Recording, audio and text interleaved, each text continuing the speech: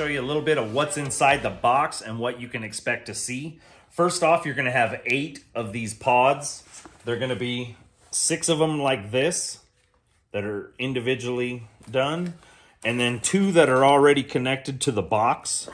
This is gonna be your main control box that hooks up to, if you go to our previous video, we showed the mic tuning 12 gang switch panel. Really great product. So if you have one of those, this is going to be a super easy hookup. I mean, you just go straight into that switch panel and you're done with this big set of wires. You run your individual pigtails. These look like nice long pigtails going to your rock lights. So you'd be able to stretch way to the far back, however you're taking them.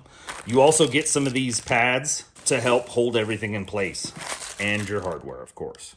We're going to show you how to do a quick install on these things because we have the switch panel. If you don't have the switch panel, you can also just take these straight to your battery terminals. So that's going to be your positive with the red and your negative, and then you have a fuse right inside here. 5 amp fuse, looks like it's sealed pretty well. And I believe this is going to have an IP68 rating.